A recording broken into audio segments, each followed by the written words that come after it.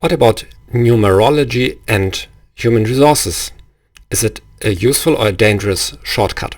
Hello and welcome to Communication Psychology and HR. My name is Gerhard. I'm a psychologist from Hamburg, Germany, living for almost 20 years here in the Republic of Moldova.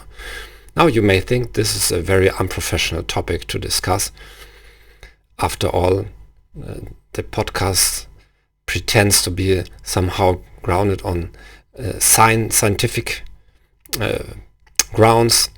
However, it seems that tarot and numerology are really making inroads also in HR practices. Now, I first became surprised when I saw in my regular bookstore how big the tarot and numerology section has actually grown. It's almost the same size, if not bigger than the size reserved for dictionaries and foreign languages. Recently, sitting on a bench in the park, two young mothers strolled by and I caught just a fragment of their conversation. One told the other, "My witch," she actually said witch, told me that my son, the name of her son, is, and then she described his personality or something like this, and then they went off. Now, years ago, using astrology or numerology in HR was considered probably something very, very strange, unprofessional.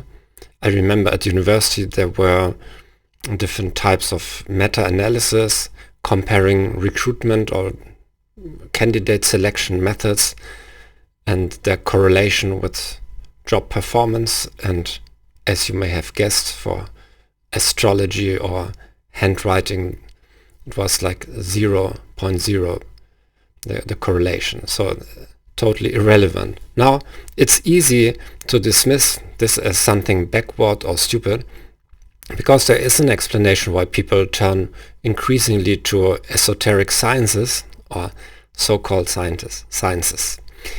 Now, in 1985, there was actually a quite serious study done or published in the journal Nature by Sean Carlson, and he tested 28 of the world's leading astrologers. So he cooperated in the study with the international organization representing astrologers, and they had to match personality profiles obtained by using the California personality questionnaire, and the astrologers got personality profiles without knowing who it is, of course, and they also got astrological charts, including calculated based on their birth and so on.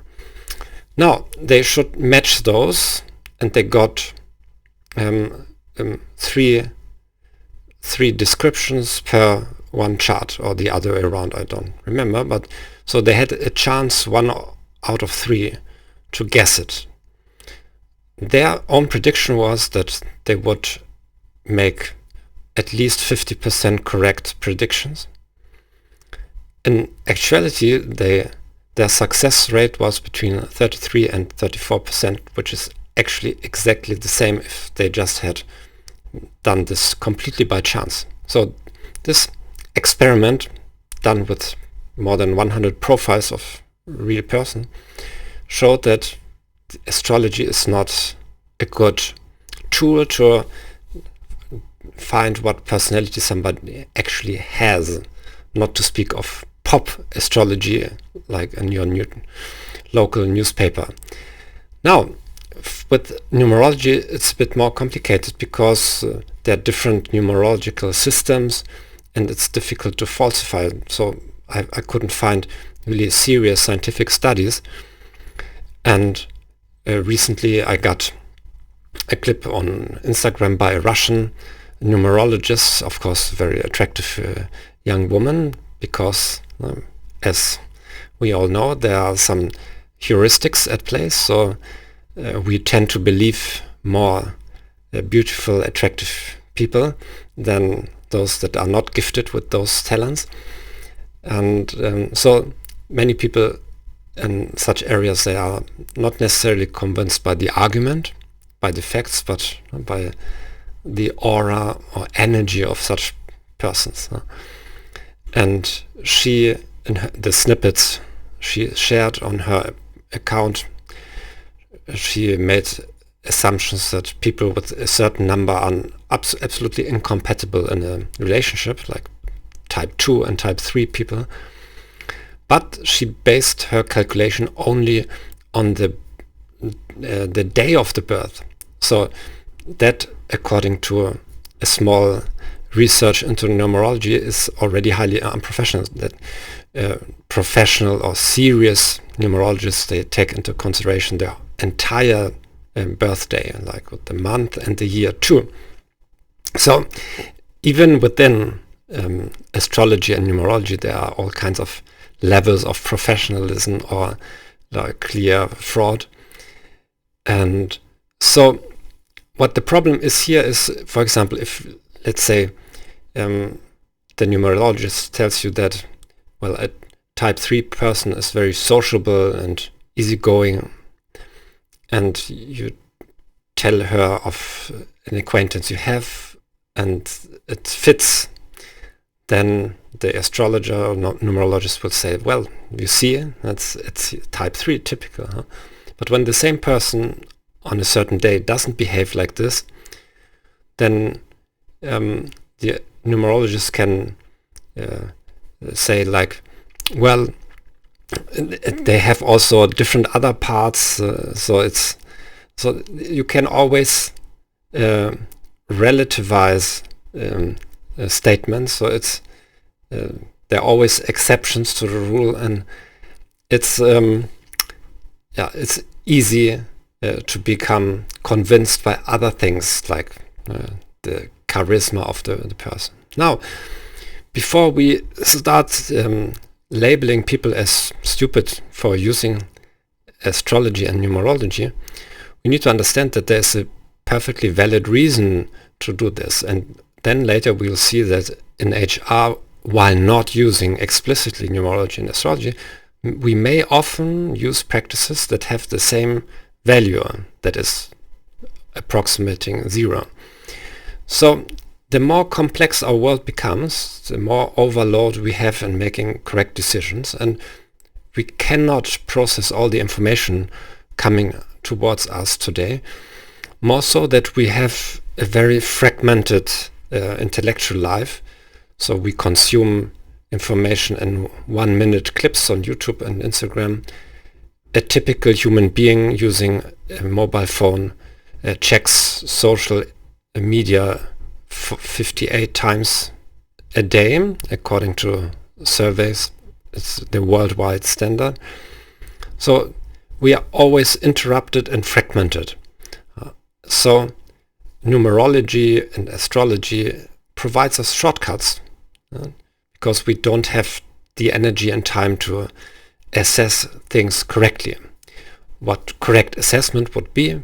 It would be using validated personality questionnaires or recruitment tools that actually need a bit of time to study them and to use a handbook for the correct interpretation. And the more correct those tools are, the more they will caution you against overgeneralization.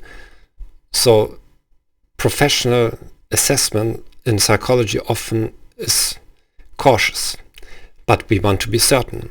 So if it's clear that he is a type 2 person and I'm a type 3 person, and then the numerologist tells me that we cannot cooperate, then I have a very clear answer, and it absolves me also from making any kind of effort. I don't need to change myself. I don't need to practice communication skills.